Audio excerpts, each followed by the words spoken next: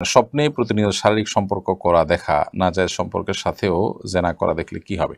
আত্মীয় যদি অসম্মান করে সেক্ষেত্রে আত্মীয়তার সম্পর্ক ছিন্ন করা যাবে কিনা? আমার পিতা মারা গেছেন, পিতার নামে যে জমি আছে তা থেকে কিছু অংশ মসজিদে ওয়াকফ করা যাবে কিনা?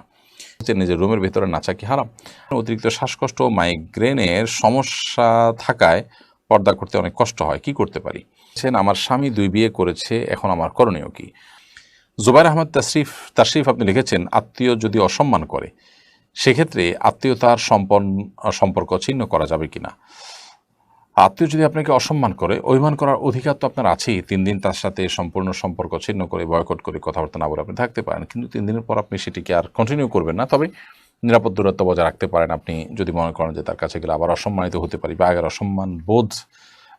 অসম্মানিত বোধ করেছেন, সেজন্য আপনার কষ্ট লাগা কাজ করছে, সেই জায়গা থেকে আপনি দূরত্ব বজায় রাখতে পারেন। কিন্তু একেবারে সম্পর্ক ছিন্ন করা বলতে যেটা বোঝায় সেটা না করা উচিত। কোনো না কোনোভাবে সম্পর্কটা সংযুক্ত রাখা উচিত, যদি তার দ্বারা ক্ষতিগ্রস্ত হওয়ার আশঙ্কা না থাকে। আর যদি সম্পর্ক জোড়া রাখতে গেলে নিশ্চিত আমি এরকম ক্ষতির সম্মুখীন হতে থাকবো, তাহলে সেক্ষেত্রে আপনি অবশ্যই দূরত্ব বজায় রাখতে পারেন। সাজিদুর রহমান আপনি লিখেছেন, আমার পিতা মারা গেছেন, পিতার নামে যে জমি আছে তা থেকে কিছু অংশ মসজিদে ওয়াকফ করা যাবে কিনা?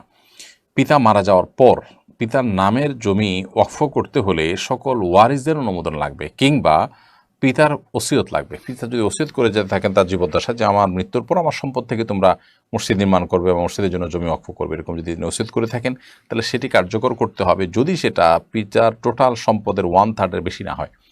যে ওসিয়ত করেছেন যে এতটুকু জায়গায় বা অমুক মসজিদে এই জায়গাটা দিবা, তাহলে এটা তার টোটাল অ্যাসেটের যে ভ্যালু সেটার 1/3 ভেতরে হলে সে ওসিয়ত কার্যকর হবে, 1/3 বেশি হলে 1/3 পর্যন্ত কার্যকর হবে, বাকিটা আর কার্যকর হবে না।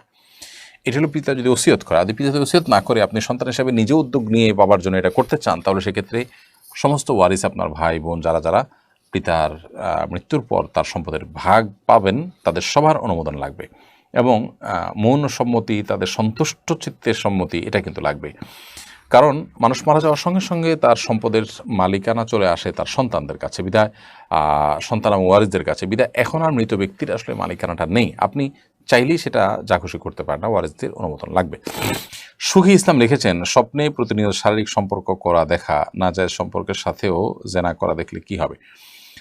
এর কারণে কোনো গুনাহ হবে না, কারণ স্বপ্নে আপনি যা দেখছেন সেটি আপনার নিজের নিয়ন্ত্রণে দেখছেন না, যার কারণে স্বপ্নে আপনি এরকম কোনো কিছু দেখলে এর কারণে আপনার জেনার গুনাহ হবে, ব্যাপারটা সেরকম না। তবে সাধারণত অনেকে আপনার জাগ্রত অবস্থায় যেগুলোকে নিয়ে জল্পনা কল্পনা অনেক বেশি করে, ঘুমলে অনেক সময় সেগুলো স্বপ্ন দেখে। তো সেই রকম যদি হয় তাহলে সেক্ষেত্রে আপনার জাগ্রত অবস্থায় হারাম কল্পনা করা আপনাকে বন্ধ করতে হবে, কারণ হারাম কল্পনা করলে সেটি কিন্তু গুনাহ হবে, কারণ সেটি আপনার ইচ্ছাকৃত আপনি করছেন এবং সেটি আপনি নিয়ন্ত্রণ করতে পারেন, বিধায় সেটি নিয়ন্ত্রণ করতে হবে।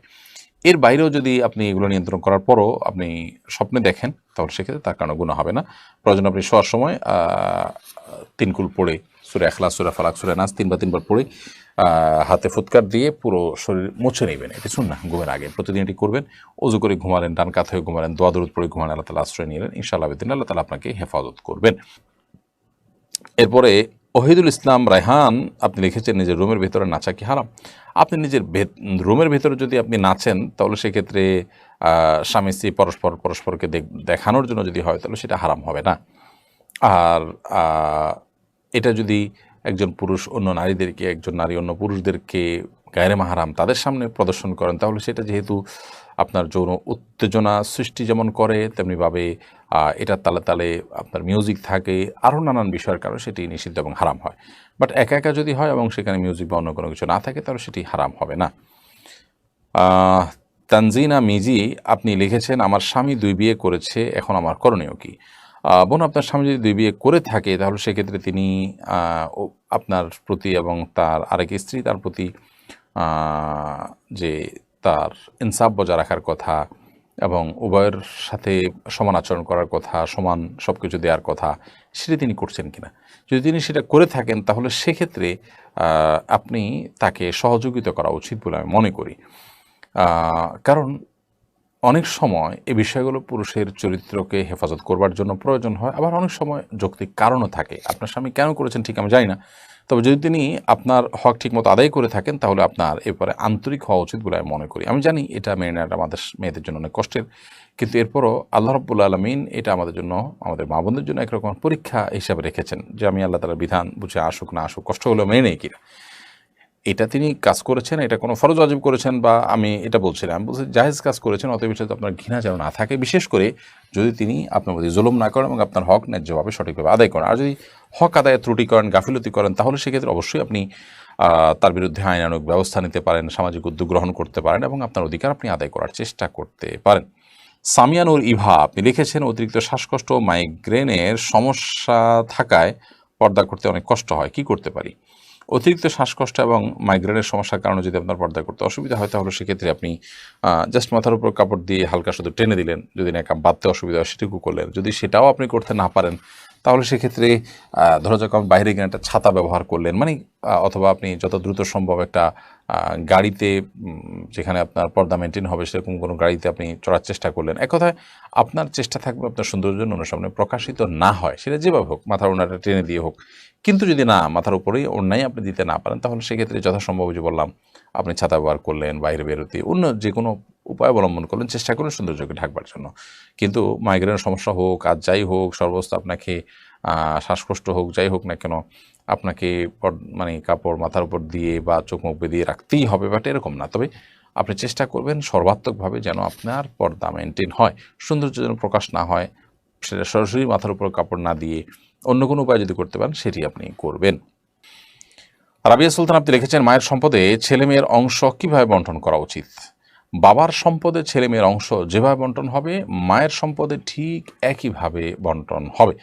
অর্থাৎ বাবার সম্পদ যেরকম একজন ছেলে যা পাবে দুজন মেয়ে তা পাবে, মায়ের সম্পদেও একই হারে পাবে, কোনো বেশ কম নেই এক্ষেত্রে।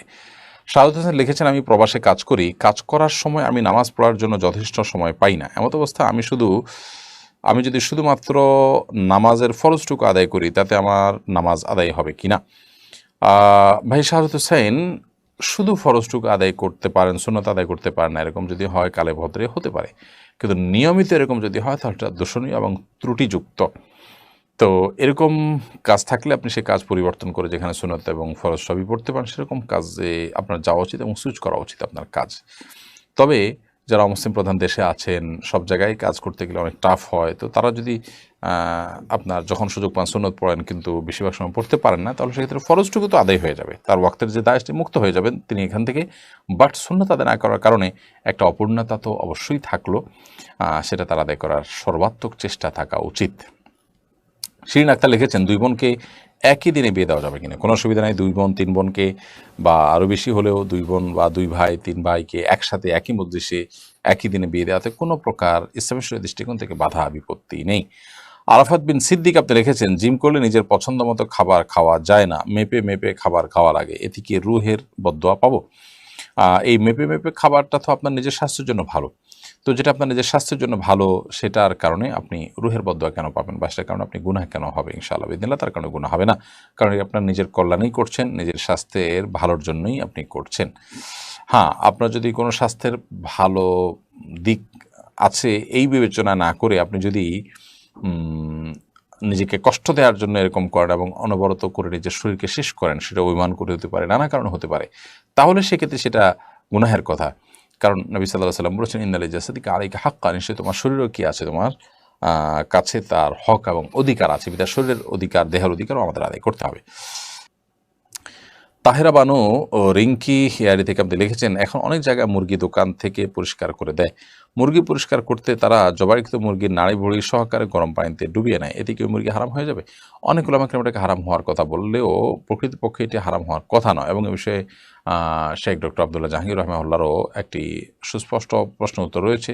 স্যারও এটাকে হারাম বলতেন না, এবং যুক্তি হিসেবে তিনি খুব ভালো একটা কথা বলতেন। তিনি বলতেন যে যারা এটিকে হারাম বলেন তাদের যুক্তি হলো যে মুরগির পেটের ভেতরে যেসব ময়লা আবর্জনা আছে, নাপাক জিনিস আছে, আপনি গরম পানির মধ্যে, খুব তীব্র গরম পানির মধ্যে যখন সেটাকে চুপাবেন তার চামড়া চেলার জন্য বা পর চেলার জন্য, তখন সেই নাপাকগুলো সেদ্ধ হয়ে গোশতের সাথে মিশে যাবে। তো স্যার রহমতুল্লাহ বক্তব্য হলো যে যদি সেটা আসলেই ওরকম মিশে যায় তাহলে সেক্ষেত্রে কিন্তু সে গন্ধের কোনো আলামত, সে নাপাকের কোনো আলামত, দুর্গন্ধ ইত্যাদি গোস্তের মধ্যে থাকার কথা, কিন্তু সেরকম কিছু হয় না। তাহলে বোঝা গেল যে আসলে গোস্ত সিদ্ধ হয়ে যায় না, জাস্ট চামড়াটা এমনভাবে পড়ে যে তাতে পরগুলো তুলে ফেলা যায়। ভেতরে যদি সিদ্ধ হয়ে যেত তাহলে তো এটা খাওয়াই যেত রীতিমতো, বা ওই টাইপের হয়ে যেত। বিধায় এটা হারাম নয়। তবে হ্যাঁ, অবশ্যই একই পানিতে বারবার করে অনেকগুলো মুরগি দেওয়া, মুরগির নাপাক সহকারে দেওয়া, এটা অনুত্তম কাজ। সেটা ফেলে দিয়ে আলাদা করতে পারলে ভালো হয়। এটা ভালো রুচিরও পরিচয় হোক, সেটা ভিন্ন বিষয়। বাট এটা কারণে হারাম হয়ে যাবে না সেই মুরগিটি, এটাই অধিকতর যুক্তিসঙ্গত এবং বিশুদ্ধ বলে আমাদের কাছে মনে হয়।